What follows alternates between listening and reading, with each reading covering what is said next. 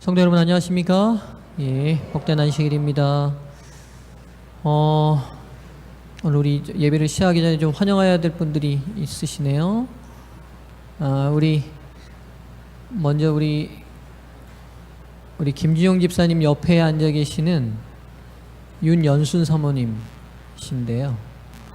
예, 굉장히 쑥스러워 하시는데 그냥 앉아 계시고요. 제가 위치만 여러분에게 확인 드렸습니다. 오늘 우리 교회 새롭게 방문하셨는데요. 우리 환영의 의미로 박수 한번 칠까요? 예, 잘 오셨습니다. 네. 그리고 지금 잠깐 여러분 뒤를 보시면 우리 배정아 자매님 옆에 앉아 계시는 우리 졸던, 예. 예? 예. 나오실 필요는 없으시고요. 네. 우리 장경순 집사님의 그 부다님, 영어 부다님이신 것 같아요. 오늘 특별히 저희 교회를 방문하셨습니다. 환영합니다. 여러분 박수로 환영하시면 좋겠습니다. 네.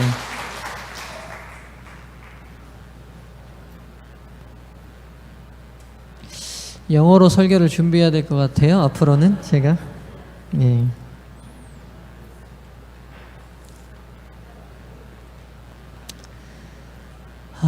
우리 먼저 하나님의 말씀 요한복음 19장에 있는 말씀을 좀 열겠습니다. 요한복음 19장 28절부터 30절까지 있는 말씀을 보겠습니다. 요한복음 19장 28절부터 30절까지 있는 말씀입니다.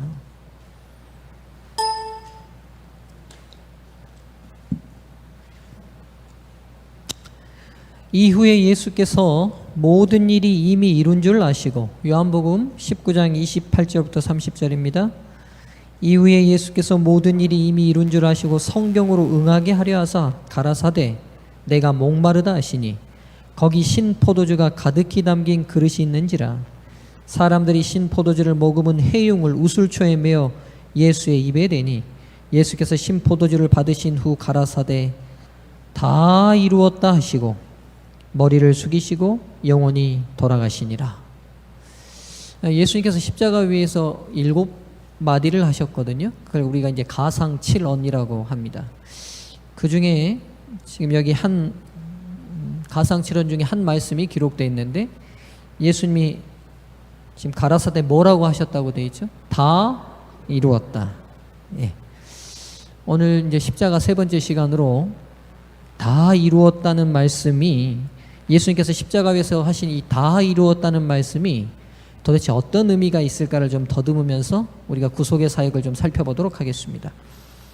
여러분, 이 다 이루었다는 말이 어떤 의미일까요?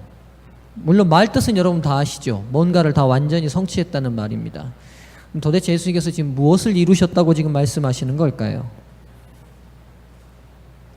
다 이루었다. 뭘 성취하신 겁니까 지금? 예. 우리의 구원, 구속, 다 맞는 대답입니다. 근데 이제 좀 더 구체적으로 이 이루었다는 표현을 좀 살펴볼 필요가 있을 것 같아요. 일단 여러분, 이 다 이루었다는 말은 누구를 대상으로 하시는 말씀인 것 같아요? 누구에게? 예? 우리 모두에게. 예. 또요, 여러분. 예? 하나님? 예수님 자신? 예. 하나님께? 예. 지금 아시는 거는 같아요. 예, 아시는 거는 같은데. 이 다 이루었다는 말을 아주 명료하게 이해할 수 있는 화인여사의 해석이 있으셔요. 제가 시대의 소망 중에 제일 좋아하는 말씀이라고 여러분에게 한번 말씀드린 적이 있고 읽어드린 적이 있어요. 제가 오늘 좀 다시 읽겠습니다. 땅의 기초가 놓이기 전에 아버지와 아들은 이미 합의하셔서 인류가 사단에게 정복당하게 될 경우에 인류를 구속하시기로 언약을 세우셨던 것이다. 그들은 손을 굳게 잡으시고 그리스도께서 인류를 위하여 보증인이 될 것이라는 엄숙한 서약을 하셨었다. 이 서약을 그리스도께서 성취시키신 것이다. 어디 위에서요? 십자가 위에서 다 이루었다고 부르짖으셨을 때에 그분은 아버지께 그 사실을 말씀드렸던 것이다. 그러니까 다 이루었다는 말에 그 첫 번째 대상이 우리가 아니에요.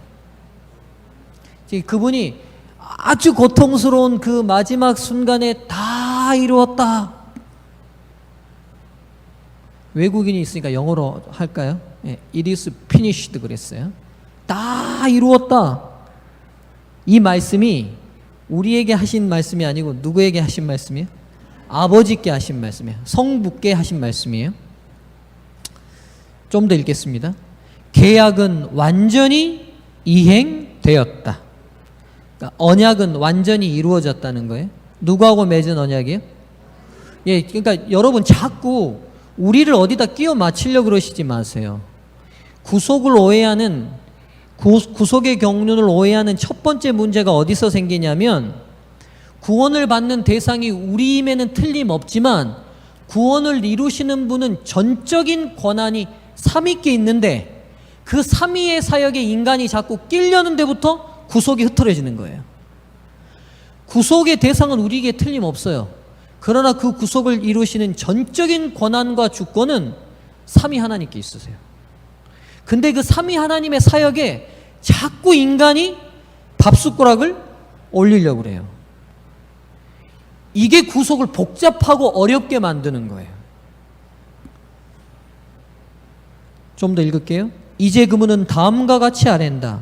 아버지여, 다 이루었나이다. 오 나의 하나님이여, 내가 당신의 뜻을 이루었나이다. 나는 구속 사업을 완성시켰나이다. 이 다 이루었다는 말이 굉장한 의미가 있는 말임을 우리가 여기서 보게 됩니다. 창세전에 다시 돌아가면 창세전 언약이라고 하죠. 이걸 스가랴는 이 언약을 뭐라고 표현하면 평화의 의논이라고 했어요. 평화의 의논. 자, 창세전 언약 누구하고 누가 맺으셨어요? 성부와 성자가 맺으셨는데, 그러니까 여기서 아들의 칭호가, 그러니까 본래 아들 하나님이라는 칭호는 인간의 구속 사역 때문에 얻어진 칭호이지 하늘에서 가지신 본 칭호가 아니세요. 무슨 말인지 이건 조금 이따 제가 더 설명을 드릴게요. 그러니까 지금 여호와의 증인들이 성자 하나님이라는 말 자체로 그분은 어떤 신이라고 말해버려요? 피조된 신이라고 말하잖아요. 그렇죠? 예. 성부 하나님만이 하나님이시고 원 하나님이시고 성자는 성부께서 만드신 하나님이라고 말하잖아요. 만드신 하나님. 그 중요한 이유가 뭐냐면 예수님이 무슨 하나님이시기 때문에? 아들 하나님이시기 때문에 아들이라는 칭호는 아버지가 아들을 만들었기 때문이 아니겠냐라고 말해요. 일리가 있게 들리지 않습니까? 일리가 있어요, 여러분. 충분히 일리가 있는 표현이에요. 근데 왜 이런 근본적인 오해를 하냐면 성자의 칭호를 왜 얻게 됐는지에 대한 언약적 관점으로 성경을 보지 못하기 때문에 얻어지는 문제점이에요. 왜 그런지는 제가 이따가 좀 더 설명하겠습니다. 자, 성부와 성자께서 언약을 맺으셨는데 이 언약의 내용이 뭐냐면, 내용이 뭐예요? 인간이 범죄하면 그 범죄에 대한 보증인으로 누가 나서시겠다? 예, 성자가 보증인이 되시겠다는 약속이셨어요. 이게 이제 창세전 언약입니다. 그리고 그 성취가 드디어 어디서 이루어졌어요? 십자가 위에서 성취되었어요. 성부와 성자가 약속하신 그 약속이 드디어 십자가 위에서 성취를 이루었습니다. 이 부분을 화인여사가 또 주석을 달아놨는데 이렇게 달아놨어요. 좀 들어보시죠. 이 말씀은 그리스도께서 그의 아버지께 아뢰는 말씀이었다. 그러니까 다 이루었다는 말씀은 아들이 누구에게 아뢰는 말씀이었다는 거예요? 예, 성부에게 아뢰는 말씀이었다는 거예요. 이같이 큰 희생을 하실 때 그리스도는 홀로 계시지 않았다. 그것은 땅의 기초가 놓이기 전에 아버지와 아들이 맺은 언약의 성취였다. 만약 인간이 사단의 궤변에 속아 넘어가면 그리스도가 인류를 위한 보증인과 대속물이 될 것이라는 것을 아버지와 아들은 손을 굳게 잡으시고 맹세하셨다. 그 언약은 이제 완전히 성취되었고 그 절정에 이르렀다. 그리스도는 그가 맺은 언약을 글자 그대로 성취하고 있다는 의식을 갖고 있었다. 죽음으로 그는 정복자 이상이 되셨다. 구속은 값을 치루어졌다.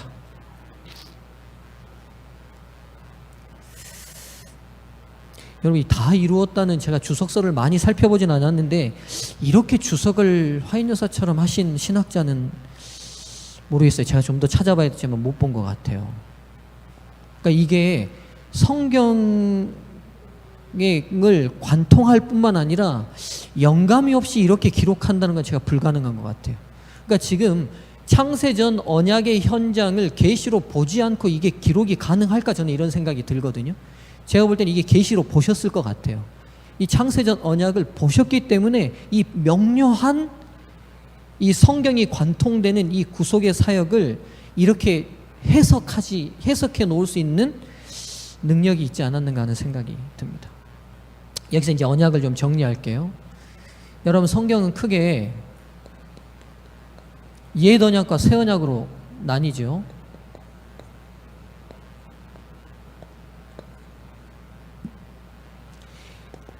옛 언약은 누가 맺은 언약이냐면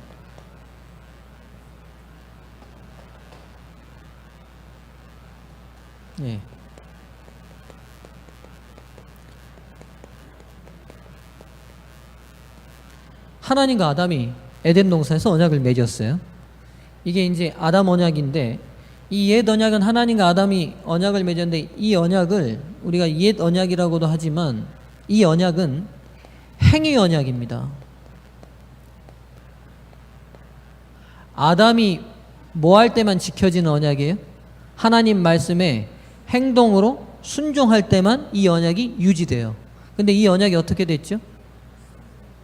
이 언약이 파기됐어요. 그래서 이 언약은 파기된 언약이에요. 그리고 이 언약이 중요한 특징이 있는데, 피가 있어요, 없어요? 어떤 희생이 필요치 않은 언약이에요. 피 없는 언약입니다. 호세아 6장 7절 한번 찾아보시겠어요? 호세아 6장 7절. 아담이 이 언약을 파기했다고 호세아 선지자가 기록해놨어요.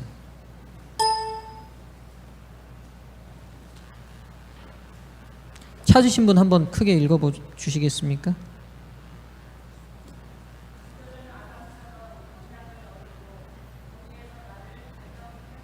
예, 저희는 아담처럼 뭘 어겼다고요? 언약을 어겼다고 돼 있어요. 이게 이제 성경에서 아담이 언약을 어겼다는 유일한 기록입니다. 그러니까 이 지금 호세아 6장 7절이 뭘 언급하고 있냐면, 하나님과 아담이 제일 먼저 맺었던 언약을 얘기하고 있는데, 이 언약이 파기돼 버렸어요. 이 언약은 철저히 인간의 순종으로만 가능한데, 아담이 뭐 해버렸어요? 불순종해 버렸어요. 불순종해 버렸어요. 그래서 이 언약으로는 이제 구원받을 사람이 있어요, 없어요? 예, 계약이 불가능합니다. 그래서 뭐가 발휘된 거예요? 인간을 구속하기 위하여 창세전 언약이 발휘된 거예요. 이걸 성경은 새 언약이라고 불러요. 새 언약이라고. 이건 누가 맺으신 거예요? 성부 하나님과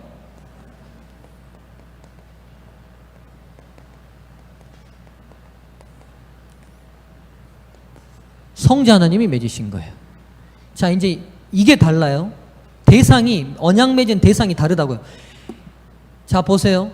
본래 첫 언약은, 파기된 언약은 하나님과 인간이 맺었는데, 인간을 대표하는 아담이 맺었어요. 근데 아담이 이 언약을 뭐 해버렸어요? 파기해버렸어요. 그렇죠? 그럼 이 인간의 자리에다가 아담 후손 어떤 누구를 올려놓는다 한들 이 언약이 이루어지겠어요? 못 이루어지겠어요? 못 이루어지는 거예요.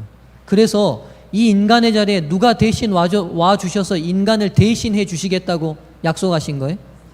맞아요. 성자 하나님이. 이해되시죠? 그러니까 인간이 서야 될 그 자리를 이제 인간을 세워가지고 이 언약이 지켜질 수가 없어요. 그러니까 이위이신 하나님이 인간의 몸으로 오셔서 인간을 대리하는 대지자로 서주시겠다는 거예요. 이게 새 언약이에요. 이게 새 언약이에요. 이걸 풀어서 쓴 게 로마서 5장이에요. 잠깐 로마서 5장을 보시죠.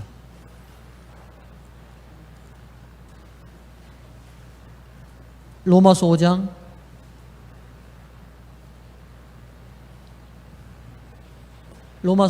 12절부터입니다. 자, 이제 여러분 이 언약을 생각하시면 이 12절부터가 이제 다 이해가 되실 거예요.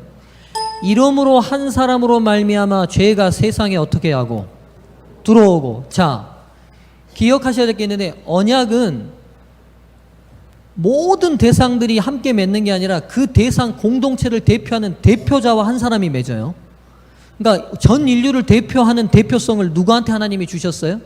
아담에게 주셨어요. 그래서 우리 모두가 아담의 후손이라는 말이 뭐냐면, 하나님이 전 인류를 창조하실 때 70억 명을 한 번에 만들어 놓으신 게 아니라 아담 한 사람을 만들어 놓고 아담이 모든 생명을 나눠 갖도록 이 공동체를 전부 다 설계하셨어요.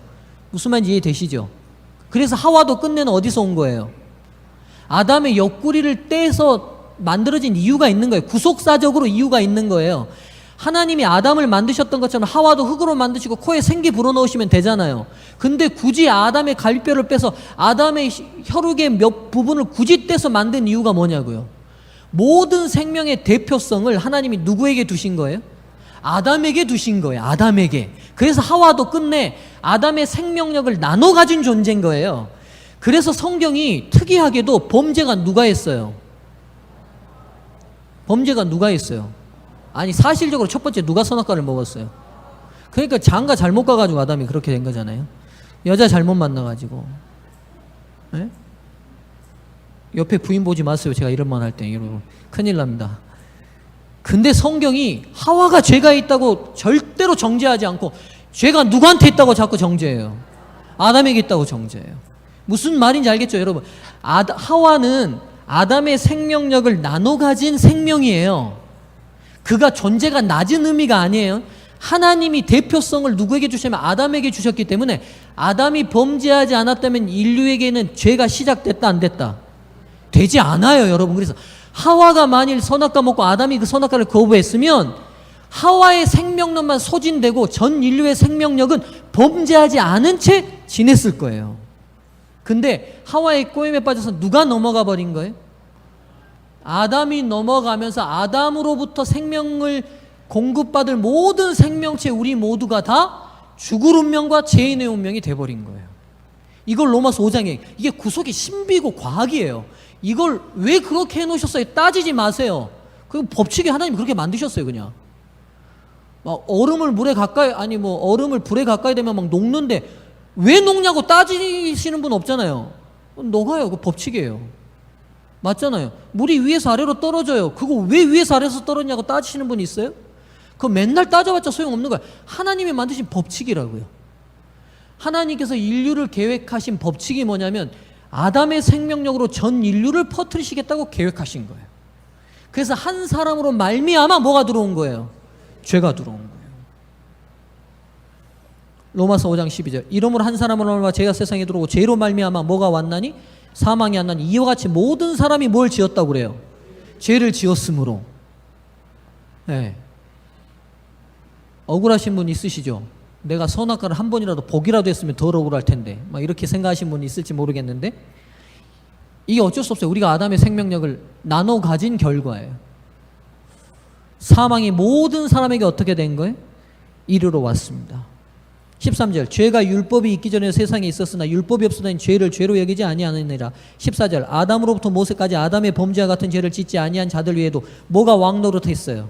사망이 왕노릇했어요. 그러니까 무슨 말인지 이해되시죠? 아담 위에 모든 후손들이 아담 같은 죄를 짓지 않았는데도 사망이 아담을 관장했던 것처럼 아담의 생명력을 이어받은 모든 사람은 다 사망의 그늘 아래 놓여 있어요. 제가 그래도 목사인데 목사의 영험함을 오늘 발휘해서 예언 하나 한 가지 할까요? 여러분은 다 죽습니다. 이거 분명히 이루어집니다. 맞지요? 여러분 다 죽어요. 더 중요한 예언 한 가지 더 할까요? 순서 없습니다. 예, 젊다고 오래 사는 거 아니고 늙다고 죽는 거 아닙니다. 그러나 여하튼 다 죽습니다. 근데 여러분 중요한 말이 14절 뒤에 나오죠. 아담은 뭐의 표상이라? 아담은 오실 자의 표상이라. 이 5장 14절은 구속사를 이해하는 굉장히 중요한 성경절입니다. 아담은 누구의 표상이라? 오실 자의 표상이라. 오실 자가 누구세요? 성경이 예언한 오실 자가 누굽니까? 예수 그리스도. 그러니까 드디어 실패한 이 인간의 자리에 누가 오신다? 예수님이 오셔서 인간이 실패한 그 자리에 또 다른 인간이 성공하고 승리해서 아담의 실패로 얻어진 모든 저주와 죽음의 그림자로부터 이제 우리 모두를 구원할 길이 열리겠다는 표현이죠. 15절 다 넘어가고요. 17절 한 사람이 범죄를 인하여 사망이 그 한 사람으로 말미암아 왕노릇하였은즉 더욱 은혜와 의의 선물을 넘치게 받은 자들이 이제 한 분 예수 그리스도로 말미암아 뭐 한다고요? 생명 안에 왕노릇하리로다. 그런즉 한 범죄로 많은 사람이 정죄에 이른 것 같이 의의 한 행동으로 말미암아 많은 사람이 어떻게 됐다? 의롭다 하심을 받아 생명에 이르렀느니라. 이게 구속의 놀라운 섭리예요. 우리가 아담 안에 있다는 것만으로도 아담의 범죄 현장에 동참하지 않았음에도 불구하고 사망과 죄인이 되었던 것처럼 우리가 이제는 그리스도 안에 있다면 그리스도가 이루신 행동과 선과 의가 다 누구의 것이 되겠다는 거예요?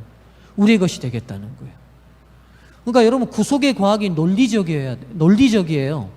아담 때문에 얻게 된 죄와 모든 형벌이 예수 그리스도 안에 있는 사람은 믿음으로 얻게 되는 거예요. 맞잖아요? 근데 만일 우리가 얻어진 죄의 결과를 해결하기 위해서 너희가 더 열심히 죄를 짓지 않고 뭘 3,000가지 선한 일을 해야 되고 막 이렇게 말하면 논리가 안 맞는 거예요. 맞죠? 아니, 아담의 범죄 현장에 우리가 없었는데도 죄인이 됐으면 구원을 받는 어떤 선한 행위와 관계없이 우리가 뭐 받을 수 있는 길이 열려야 돼요. 구원 받을 수 있는 길이 열려야 돼요. 맞잖아요. 그러니까 구속은요 과학이에요. 화인 여사의 말이 맞아요. 과학이라는 거 뭐냐면 1 더하기 1은 2여야 되는 거죠. 법칙상 딱 떨어져야 되는 거예요. 구속은 과학이에요. 맞아요. 한 사람으로 말미암아 죄가 시작됐다면 한 사람으로 말미암아 생명의 길도 열려야 되는 거예요. 한 사람의 범죄로 말미암아 우리가 다 죄인 됐다면 한 사람의 순종함과 선함으로 말미암아 우리가 모두 의인과 선인이 되어야 돼요. 이걸 지금 설명하는 거예요. 로마서 5장이. 19절 한 사람의 순종치 아니함으로 많은 사람이 죄인 된 것 같이. 맞죠? 한 사람의 뭐 하심으로? 순종하심으로 많은 사람이 뭐 됐다고요? 의인이 되었다고요.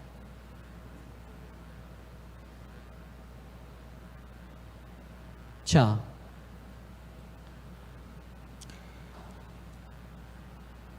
그래서 2위이신 하나님이 여러분 이거 2위가 1등, 2등 이 말이 아니라 편의상 신학자들이 3위 하나님을 구별해 부르기 위해서 붙이는 이름이에요. 서열이 성부가 높고 성자가 그 다음이고 성령이 그 다음이 아니라 사역상 중요성과도 관계없어요. 인간들이 구별해내기 부르기 위해서 1위 하나님, 2위 하나님, 3위 하나님을 임의상 부르는 거지 3위 하나님이 순서가 있다거나 서열이 있는 거 아니라는 거 오해하지 않으시길 바랍니다.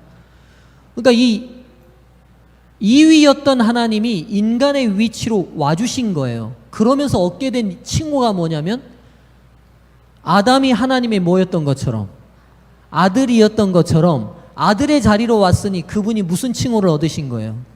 아들의 칭호를 얻으신 거예요.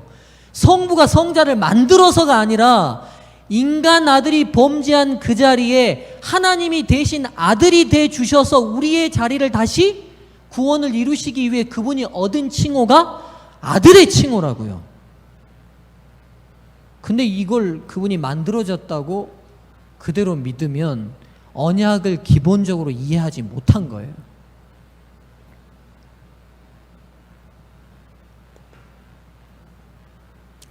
여러분, 그래서 새 언약은 행위 언약이 아니라 믿음 언약이에요.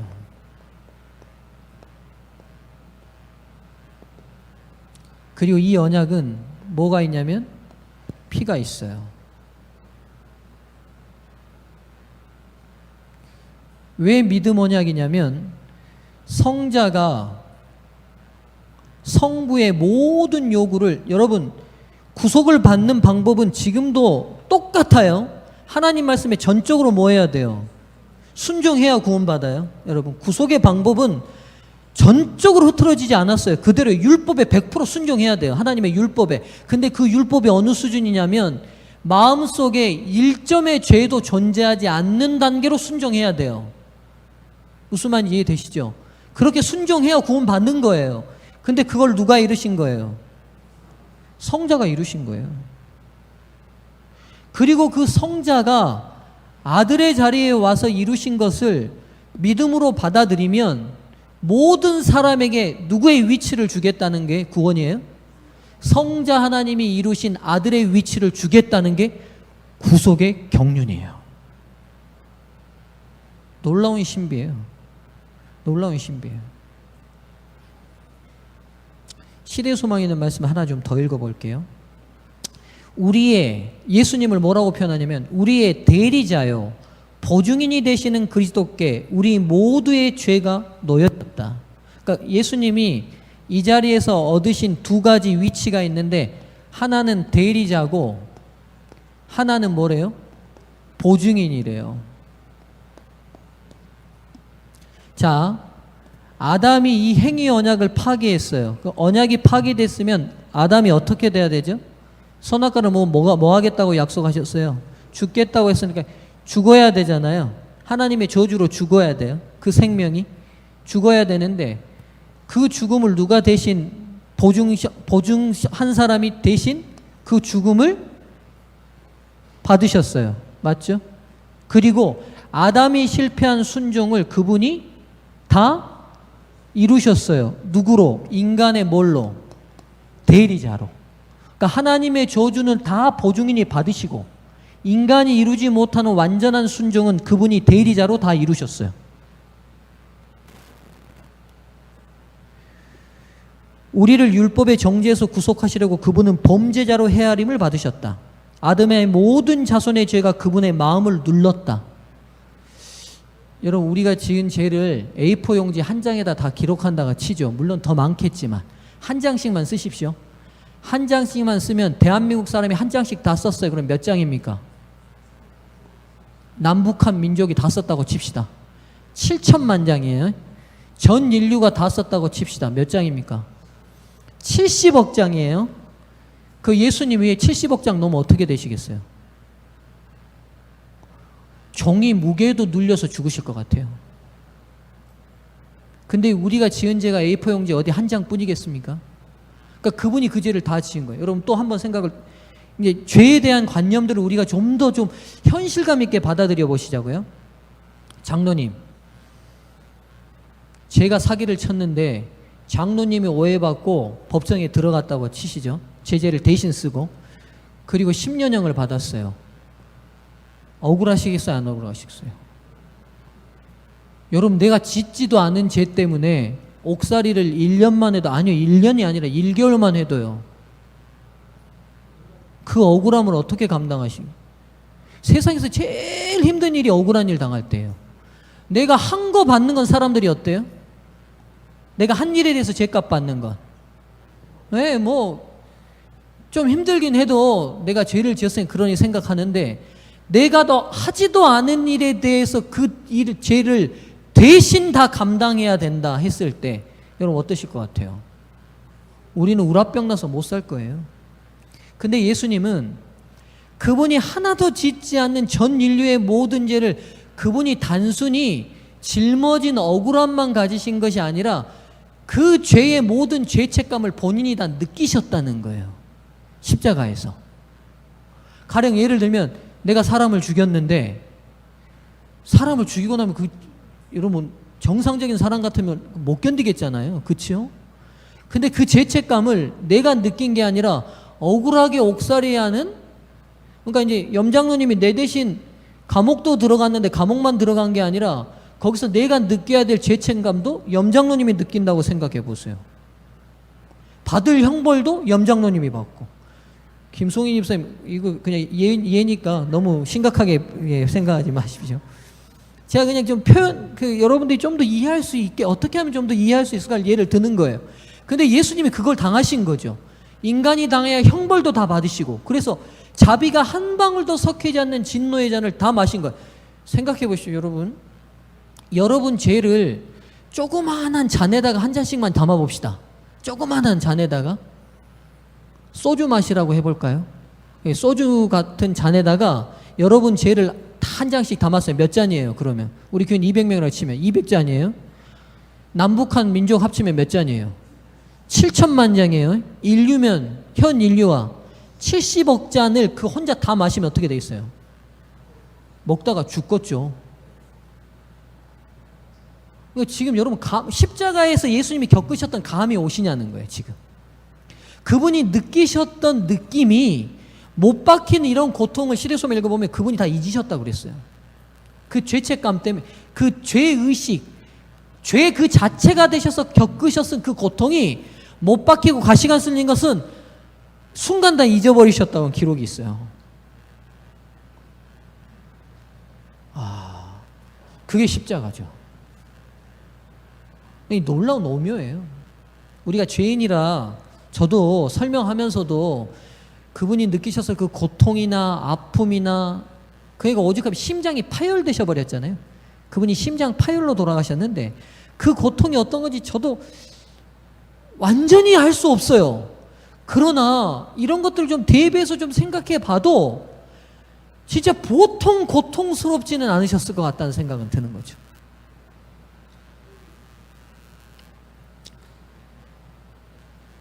사랑하는 성도님들이, 그래서 사도 바울이 이걸 깨닫고 그의 편지서에서 자꾸 나오는 게 뭐냐면 헬라어로는 en Christo예요. 영어로 하면 in Christ, 예수 안에라는 표현이에요.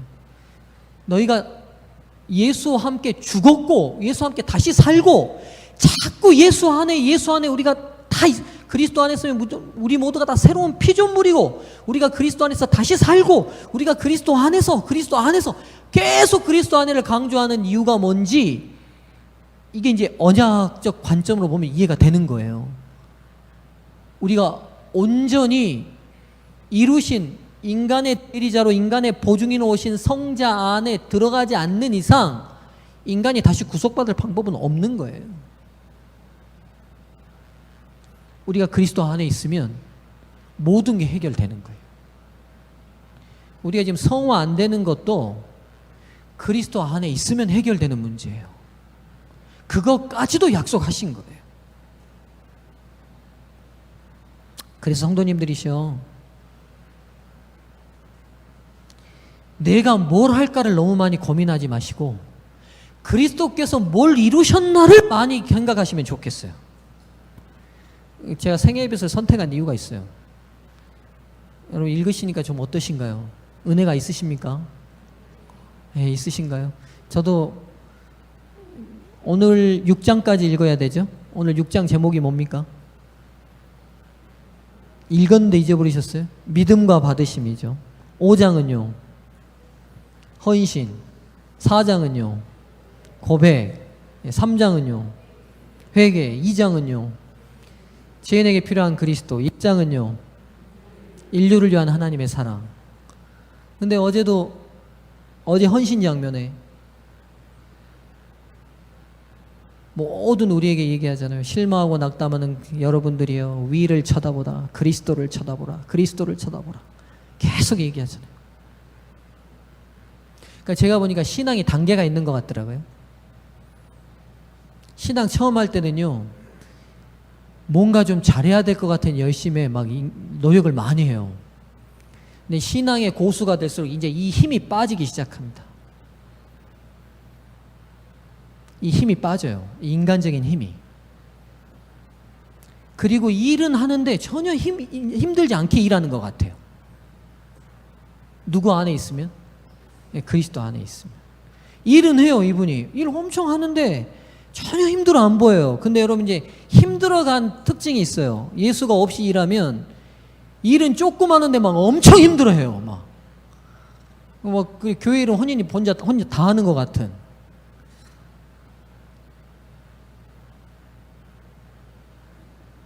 사랑하는 성도님들이시여, 그래서요 어떤 많은 일을 내가 뭐 할까, 내가 신앙하면서 뭘 어떻게 해야 될까를 자꾸 고민하시기보다 그리스도께서 우리를 위하여 어떻게 하셨는가를 더 많이 생각하시고 고민하시면 좋겠습니다. 네. 그게 신앙의 중요한 초점인 것 같아요. 그런 의미에서 여러분 생애의 빛을 반복해서 많이 읽으시면 좋을 것 같습니다. 네.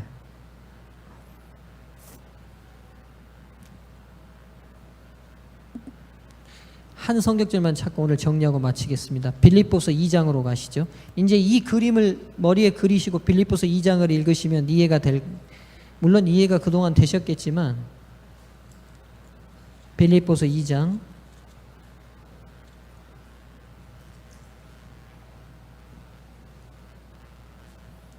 6절 보겠습니다. 보세요. 그는 근본 누구의 본체시나 하나님의 본체시나. 그러니까 여러분, 인간이 범죄하지 않았을 때는 그분이 성자라는 이름을 갖지 않으셨어요. 아들이란 이름이 없어요. 아들이라는 칭호는 인간의 구속을 위하여 얻게 된 이름이에요. 본체시나 하나님과 동등됨을 취할 것으로 여기지 아니하시고, 그러니까 지금 창세전 언약을 이렇게 풀어 보인 거예요. 이 두 분이 어떻게 하신 거예요? 창세전에 동등한 위치시지만 성자께서 인간의 구원을 위하여 뭐가 되시기로 결심하신 거예요? 종의 형체로 인간의 형체를 가지시겠다고. 그래서 인간이 실패한 그 자리에 누가 가시겠다고요? 성자가 대신 가시겠다고요. 7절, 오히려 자기를 비워 뭐가 되셨어요? 종의 형체를 가져 뭐와 같이 되시고 사람들과 같이 되었고 사람의 모양으로 나타나셨으며 자기를 낮추시고 어떻게까지? 죽기까지 복종하셨으니 어디에 죽으셨어요? 십자가에 죽으심이라.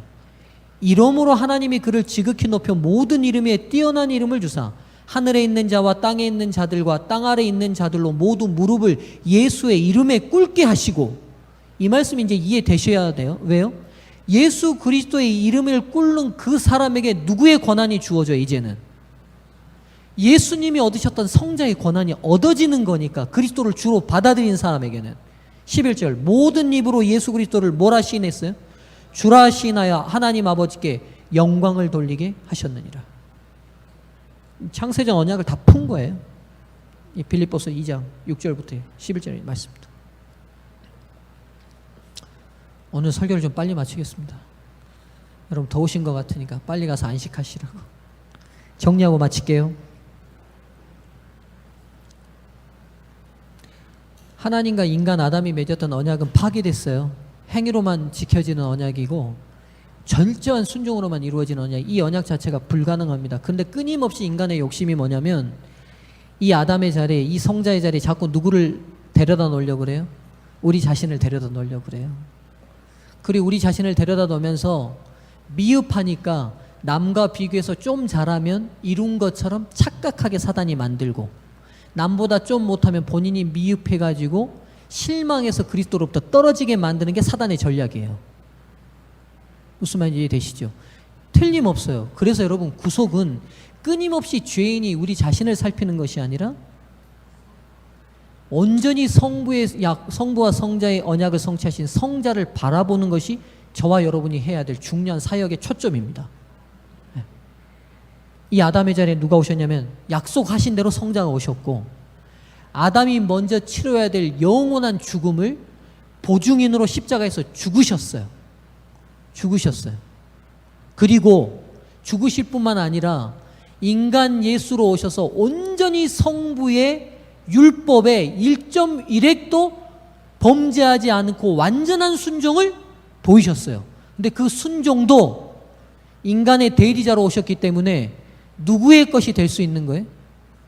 우리가 그분을 구주로 받아들이면 누구의 것이 되는 거예요? 우리의 것이 되는 거예요. 사랑하는 성도님들이시여,